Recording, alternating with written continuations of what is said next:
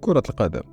هناك أندية خلقت فقط للمنافسة على الألقاب، وفريق الوداد الرياضي ليس استثناء. أكبر نادي في المغرب، واحد من عمالقة الفرق الإفريقية منذ تأسيسه، والفريق الأحمر ينافس على الألقاب، وهادشي اللي برز في الهيمنة المحلية على البطولات والتوهج الإفريقي المستمر. لكن حال الوداد قبل 12 سنة كان مغاير، فبعد خسارته نهائي دوري أبطال إفريقيا سنة 2011 أمام الترجي التونسي، الفريق دخل في منعطف مظلم وبدات كوارث تسييرية ونتائجية كتخيم عليه، ودخل في كفاح كبير باش يرجع ينافس على البطولات. فشنو هي أهم محطات عودة الوداد إلى القمة؟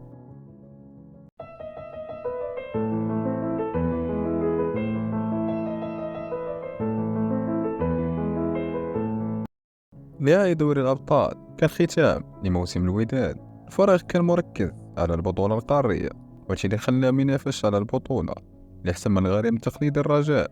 فريق مريح يعني الوداد، فريق احتل المركز الثالث، مما يعني المشاركة في كأس الكونفدرالية الإفريقية. الجماهير كانت متعطشة للقب قاري، خصوصا أن آخر تتويج للفريق كان في سنة 2002 بكأس الكؤوس الإفريقية. طموحات للموسم كانت عالية.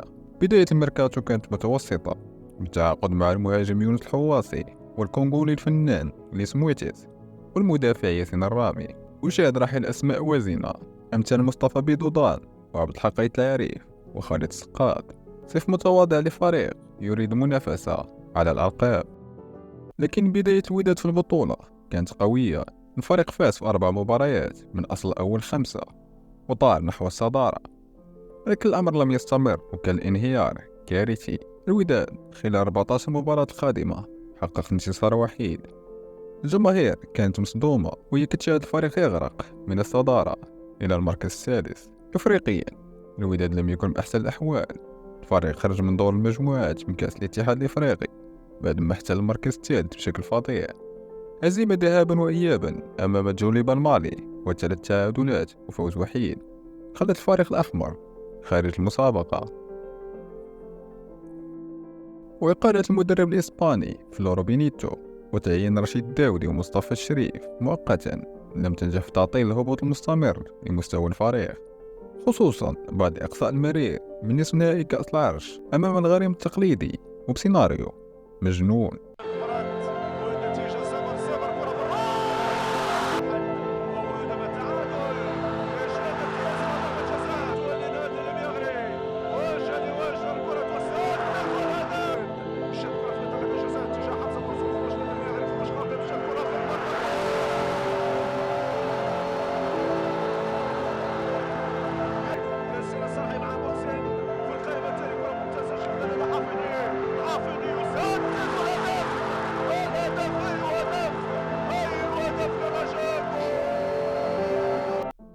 رغم ذلك فالفريق ساعد توازنه في آخر جولات البطولة، وانهزم مرة واحدة فقط من الجولة 19 إلى نهاية الموسم.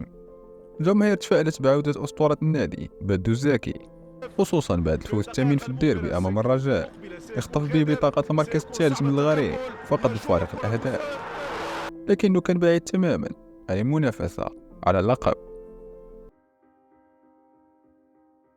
في الموسم التالي ونفس سيناريو الموسم السابق، العديد من اللاعبين الأساسيين مشوا من الفريق. أجدو وسكوما والقديوي غادروا الوداد، وباعوا المهاجم الرائع فابريس نداما للاتحاد السعودي، وتخلت الوداد عن حارس الشاب ياسين بونو لأكاديمية نادي أتلتيكو مدريد، مقابل تعاقدات كانت متواضعة أسامة الغريب وعمر النجدي اللاعب السابق للرجاء. لكن الصدمة كانت في خروج الفريق من الدور التمهيدي الحاسم لكأس الكونفدرالية الإفريقية ونهاية حلم التتويج القاري بعد الهزيمة ذهابا أمام موكولمانا مابوتو من الموزمبيق بهدفين دون رد. ورغم الفوز إيابا بنتيجة 3 أهداف لهدف، ودع الفريق المنافسة مبكرا، وتبقى لي فقط التركيز على الدوري. بداية الدوري كانت جيدة رغم السقوط في الكلاسيكو أمام الجيش. الوداد حقق 6 انتصارات وخسر 3 المباريات في أول 9 مقابلات في الدوري.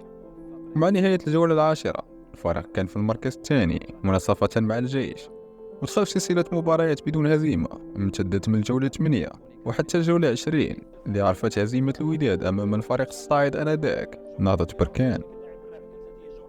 لكن البطولة كانت تبتعد شيئا فشيئا عن متناول الوداد بقوة الرجاء والجيش في ذاك الموسم، لا سيما بعد 3 هزائم متتالية أمام رجاء بني ملاح. عمر النساوي يعني نادي القنيطري وداد فاس، والتعادل أمام المغرب التطواني في الجولة قبل الأخيرة خلت الفريق يفقد المركز الثالث للمغرب الفاسي، وزاد تأكد سقوط الوداد بعد الهزيمة إيابا على أرضه وبين جماهيره أمام الجيش الملكي في الجولة الأخيرة. فرصة قطيع فرصة هدف أول لصالح فريق الجيش الملكي عن طريق عزيز جولهيدن. هدف أول. خروج من ربع نهائي كأس العرش أمام البطل آنذاك الدفاع الحسني الجديد، لينهي الوداد الموسم في المركز الرابع بدون أي مشاركة قارية للموسم القادم. جماهير أعلنت الحرب على الرئيس أكرم، الرجل اللي تشبت بكرسي الرئاسة، ورغم تزايد الضغوط الوداديين اللي كانوا كيقاطعوا المباريات على ملعبهم وكيحضروا تنقلات كبيرة في مباريات خارج أرضية الدنور. وموسم 2013-2014 كان المسمار الأخير في نعش أكرم، وكما عادت المواسم السابقة رحل أسماء وازنة، تدعيمات كانت خجولة، بداية باعتزال قائد الفريق الحارس نادر المياغري، ورحيل المدرب بدو الزاكي، وصفقة انتقال نجم الفريق الإيفواري بوبلي أندرسون إلى مالاغا الإسباني، والمهاجم الرائع اللي اسمه تيس غادر إلى أنقرة سبورت التركي، مقابل انتدابات كانت متوسطة. المدرب الصارم عبد الرحيم طالب جوجب مع أسماء بحال توفيق إجروتن والظاهر نبيل الولجي، وبقية الأسماء اللي جات لم تكن كبيرة. وداد أكرم كان أمام الفرصة الأخيرة، التركيز ثم التركيز على لقب البطولة، أو على الأقل المنافسة عليها. لكن الأمر كان واضح من بداية الموسم، انتصار وحيد في أول 4 مباريات وضعت الفريق في المركز العاشر. كان واضح أن الوداد لن ينافس على شيء هذا الموسم كما حال المواسم الماضية. الغضب الجماهيري وصل حده، وأكرم كل مرة كان كيخرج في ندوة صحفية كيندد فيها بما سماهم الكلاب الضالة اللي باغيين يشوشوا على الفريق. مصالحين معاه، قلت لك راه الجمهور راه مصالحين معاه، ما شتيش الجمهور تيجي للتيران تجي 6000 ولا 5000 واحد.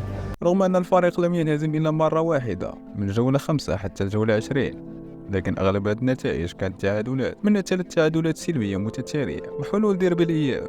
الوداد كان في المركز السادس حين الرجاء كان ينافس على اللقب. مباراة انتهت كما كان متوقع وفازت الرجاء، وجات بعد مباراة النهضة البركانية اللي نقصت حال الوداد في ذلك الموسم.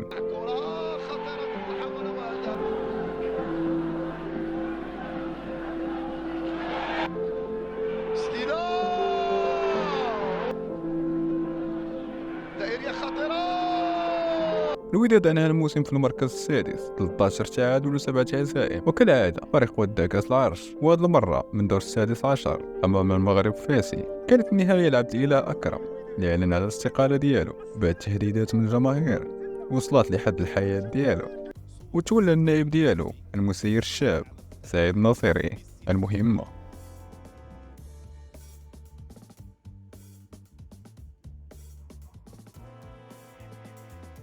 النصيري كان أمام مهمة كبيرة، تنقية الفريق والتخلص من اللاعبين العنات، وأهم حاجة تلبية مطالب الجماهير وتفادي أخطاء الرئيس السابق. الوداد هذه المرة دخل الميركاتو بقوة، بداية بالظهيرين ياسين الكردي وعبد اللطيف نصير، متوسط الميدان صلاح الدين السعيدي ورجل الخبرة إبراهيم النقاد، والتعاقد مع متوسط الميدان الشاب وليد الكرتي، والمهاجم الغابوني مالك إيفونا، واستغناء عن الحرس القديم بحال أيوب الخالق، مراد لمسن، توفيق إجروتن وسعيد فتاح.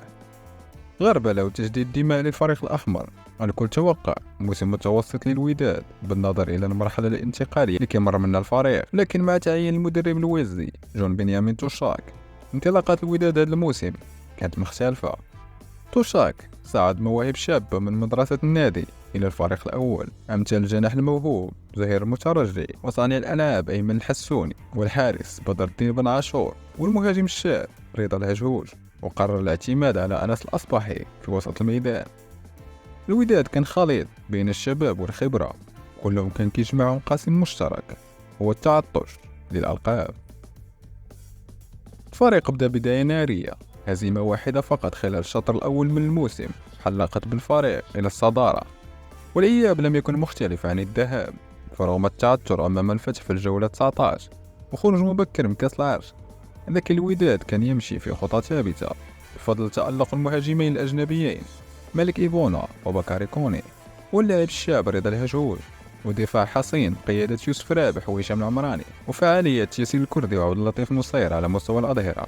الوداد كان يسير بالطريق الصحيح. مع وصول ديربي العودة كانت المنافسة على اللقب منحصرة بين الوداد وأولمبيك خريبكا لحين موعد الحسم 16 ماي بملعب أدرار بأكادير. الوداد كان يحتاج إلى الفوز فقط ليحسم اللقب. في هذه المقابلة بين الغابوني إيفونا أنه رجل الموسم. الوداد ولا تمرير بورسو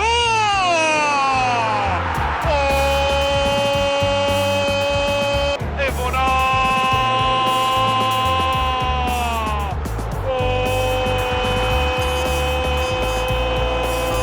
نوبة الكرة كيف التوازن ديالو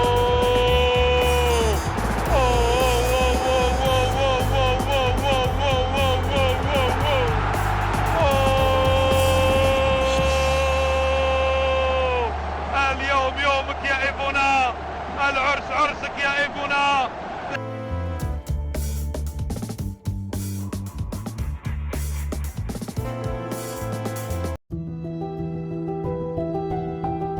الموسم التالي كان موسم عودة الوداد إلى الواجهة الأفريقية الأبرز. الجماهير كانت متفائلة بهذا الفريق الجديد، ميركاتو ساخن بالتعاقد مع موهبة شباب أطلس فنيفرة محمد الناجم، وعودة ابن الفريق اسماعيل الحداد من تجربة ناجحة بحسنية أكادير. وكانت أبرز صفقات الميركاتو هو صخرة الدفاع لنادي المغرب التطواني مرتضى فار، ولكن الصدمة كانت جات في رحيل نجم الفريق الغابوني مالك إيفونا إلى الأهلي المصري بصفقة قياسية، وتم تعويضه بالمهاجم السنغالي المتألق إبراهيم سوري كايتا، ورحيل الجناح المهاري بكاري كوني إلى الفجيرة الإماراتي. لكن هذه المرة الجماهير شافت أن قوة القادمين أفضل نسبيا من الراحلين، خصوصا أن التشكيل بقى ثابت، فقد تم تغيير بعض المراكز. بهذا السكواد الوداد بدا بقوة مجددا محققا نتائج مبهرة، 6 انتصارات وتعادلين من أصل أول 8 مباريات. الوداد كان يغرد وحيدا في الصدارة، ثم جاءت الهزيمة أمام المطارد المباشر الفتح الرباطي بقيادة المدرب الشاب وليد الركراكي، والفريق دخل في موجة من التعادلات استمرت ل5 مباريات متتالية. شارك الصدارة مع الفتح في الجولة الأخيرة من شطر الذهاب، لكن في الإياب الفريق كشر عن أنيابه وحقق 5 انتصارات من أول 6 مباريات، وساعد فارق 7 نقط عن الفتح. لكن رحلة ضياع اللقب غادي تبدأ، فاش الفريق غيبدا يخسر مباريات متتالية أمام حسنية أكادير، العطية بعد الراسية خطيرة وهزيمة ثقيلة أمام الصاعد حديثا اتحاد طنجة، دائما فعلا تعطينا الصورة أكثر من رائعة، وسقوط أمام المطارد الفتح، وهزيمة مفاجئة أمام الكوكب المراكشي. إذا هجمة الآن اختراق ومحاولة وهدف، خلت الفريق يتراجع إلى المركز الثاني على بعد نقطة من الفتح اللي تصدر. والضربة القاضية غادي تجي في الديربي، فاش الوداد غادي يخسر بنتيجة تاريخية أمام الرجاء في طنجة. نادي الوداد البيضاوي النموذج لما حصل في مباراة المولودية الوجدية. جول هو باباتوندي، يتقدم باباتوندي، يتوغل باباتوندي، عطية باباتوندي، جول أو ثانية من الوقت البدل الضايع. إذا سنتابع هذه الكرة، عصام الراقي، جول الله الله. والجولة الأخيرة الوداد كان يحتاج إلى فوز وانتظار تعثر الفتح أمام مولودية وجدة في الرباط، والأمر اللي كان صعب جدا.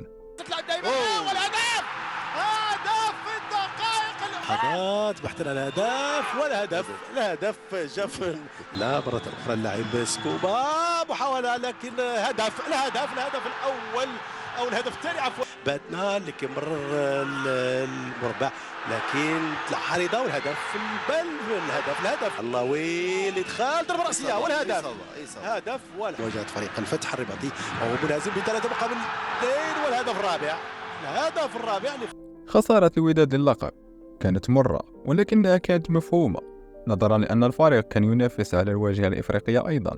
فبعد تخطي الدور التمهيدي الوداد كان على موعد مع حامل اللقب البعبع الكونغولي توبيسو مازيمبي. مباراة الإياب اللي كانت على ملعب صعب في لوبومباشي، موقع الذهاب كانت تاريخية للفريق الأحمر. محاولات وفرص وحماس وانضباط تكتيكي خلته ينتصر بهدفين دون رد بفضل هدف نصير والمتألق رضا الهجرود. وفي الإياب كانت كل الترشيحات كتصب في اتجاه الفريق الكونغولي الذي لم يذق طعم الخسارة على أرضه منذ سنوات، لكن عزيمة الوداد وخصوصا الحارس زهير العروبي يقدم أحسن مباراة في تاريخه. وانتهت المباراة بتعادل الوداد والعودة إلى دور المجموعات منذ سنة 2011. مجموعة الوداد كانت كتضم زيسكو يونايتد الزامبي والأهلي المصري وأسيك ميموزا الإيفواري. وفي أول مباراة تمكن الوداد بالعودة بانتصار من الأراضي الإيفوارية بفضل رأسية صلاح الدين السعيدي، وكررها فوز مريع أمام زيسكو بهدفين دون رد. وكان التعادل سلبي سيد الموقف في مواجهة الأهلي المصري ببرج العرب. ورغم الهزيمة الغير متوقعة داخل الديار أمام الأهلي بهدف نظيف مباراة الإياب، لكن الوداد حسم التأهل بفضل الفوز على أسيك ميموزا والتعادل مع زيسكو ليقابل الزمالك المصري في نصف النهائي. مباراة الذهاب عرفت غياب الحارس الأساسي زهير العروبي، كانت كارثة تكتيكية من طرف توشاك، والنتيجة فضيحة في مصر. يبحث عن التوغل شيكابالا متسع من المكان، زاد بسرعة دخل شيكابالا، التسديدة قوية بابا جول. الكرة كرة أخرى وخطأ لصالح نادي الزمالك وعودة التوغل بابا جول. أسلم جمال اللذان صعد كرة ممتازة ولا قاتل في هذه المباراة، ونتيجة غير متوقعة تماما إذا تم تسجيل الرابع. وجول وجول وجول وجول.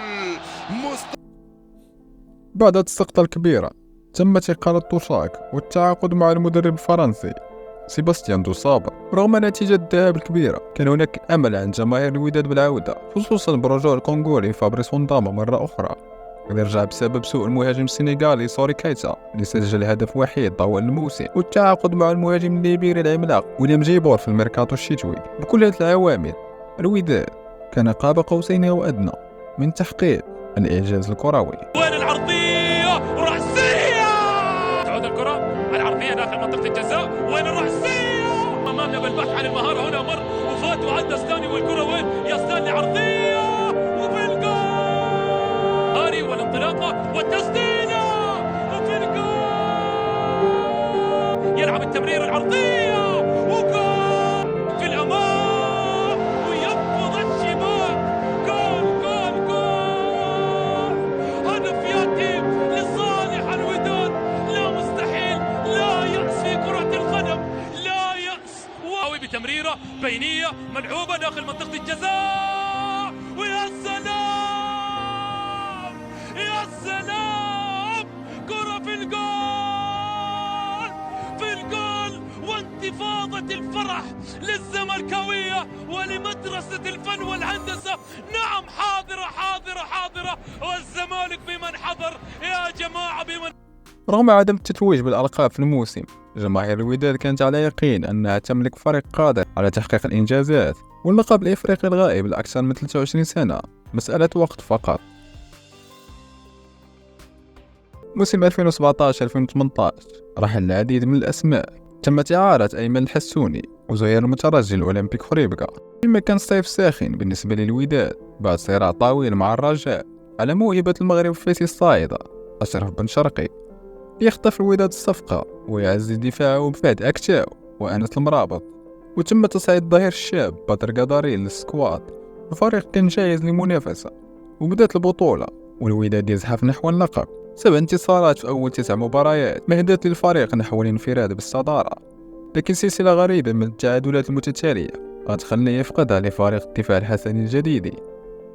الجماهير كانت كتشوف الموسم الماضي يتكرر أمامها، سيطرة على الترتيب ثم نزيف غريب للنقاط، والهزيمة أمام الكوكب كان تأكيد أن وداد صابر ليس فريق بطولات. والقرار لم يتأخر من مصير أقال المدرب الفرنسي وعوضه بالمدرب الصارم حسين عموتة. اللاعب السابق في الوداد كان معروف بنهجه الدفاعي الصرف، والمنظومة الحديدية اللي بناها في الفريق كانت أكبر دليل. وداد عموتة كان فريق نتائج فقط، تنظيم تكتيكي محكم مع حسم أمام المرمى من أقل الفرص.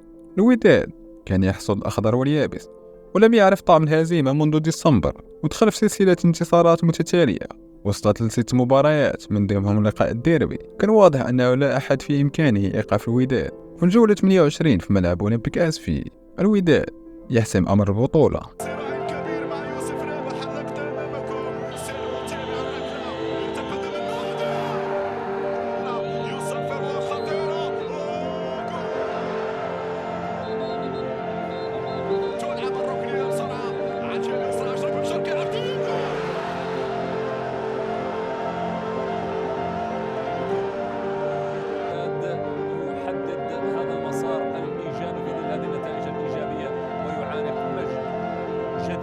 خلال هذا التتويج الذي يعد 19 في تاريخ النادي على مستوى لقب الدوري المغربي. وأنا الفريق الأحمر الدوري فرق 7 نقاط عن المطارد الدفاع، وتلقى هزيمتين فقط مقابل 19 انتصار. كان موسم مثالي للوداد على المستوى المحلي، لكن التحدي كان هو عصبة الأبطال الإفريقية. الوداد دخل بشكل مهزوز، تأهل صعب بركلات الترجيح أمام مونانا الغابوني، ودخل دور المجموعات في مواجهة الأهلي المصري وزاناكو التنزاني والقطن الكاميروني. البداية كانت فوز مريح على فريق القطن، ثم السفر إلى تنزانيا والعودة بهزيمة بهدف نظيف. الوداد كان بحاجة إلى نتيجة إيجابية في لقاء الأهلي بالقاهرة، لكن الفريق المصري هيمن على اللقاء وفاز بهدفين دون رد. والوداد كان بحاجة إلى فوز كل لقاءاته الثلاث القادمة إذا ما أراد التأهل. ورغم صعوبة المهمة، أثبت رجال عموتة أن المستحيل ليس ودادي. رأسية التي تأتي هلال الذي يأتي وكرة أخرى عندما خطيرة جول عندما جول ونجم يبعد ونجم يدخل ونجم يوسع الثاني وريه جول خطيرة يمشي أشرف هو جول في الشباك الكاميرونية. هذه كرة مرفوعة وتسديدة جول.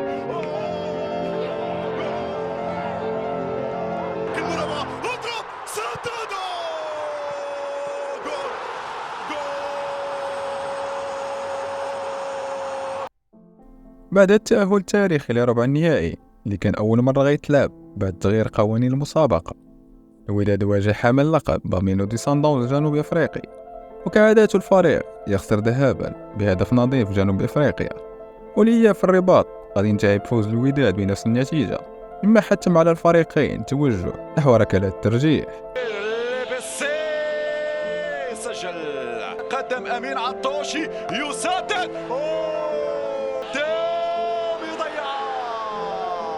يتقدم في يد اليدين يسدد الكرة يسجل جزاء تسدد زويرو يسجل. نعم كورتك يا زوير كورتك يا زوير. هدف ودادي لك حبي. الوداد فاجئ على الأمة المغربية، الوداد يصعد الأمة المغربية.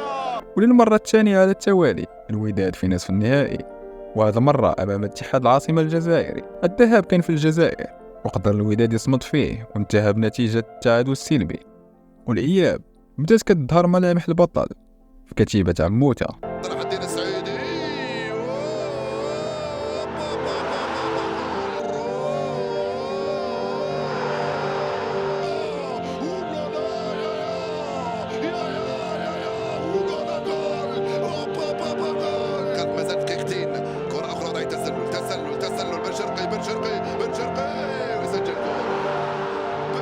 وبعد سنوات من المعاناة، سنوات من الظلمات، سنوات من التخبط، الوداد الرياضي يعود إلى نهائي دوري أبطال إفريقيا. هذه المرة كان الخصم صعب، وهو ملك البطولة الأهلي المصري، يصعد للنهائي بعد ما سحق النجم الساحلي التونسي بسداسية. وجماهير الفريق المصري كانت كتوعد الوداد بالمثل. وبدأت المباراة كما كان متوقع، الوداد متراجع للدفاع والأهلي مندفع بشراسة. من أول فرصة الفنان مؤمن زكريا يعطي التقدم للأهلي. هدف آلاوي مبكر، وكل شيء شك فيها ليلة سوداء على الوداد، لكن نجوم الموسم في الفريق وليد الكرتي ومحمد ناجم والبطل بن شرقي كان عندهم رأي آخر. ناجم ينطلق ناجم يعكس كرة وجول وانتهت موقع الذهاب تعادل صالح الوداد، وكان درس تكتيكي من طرف عموته لكل من شاف المباراة. الإياب كان في الدار البيضاء، الوداد بدون خدمات نجمه والنجم المصاب في لقاء الذهاب. رغم ذلك الوداد قدر يفرض شخصيته في المباراة، وأبطال الموسم مجددا كيعطوا السمراء الغالية للوداد الرياضي.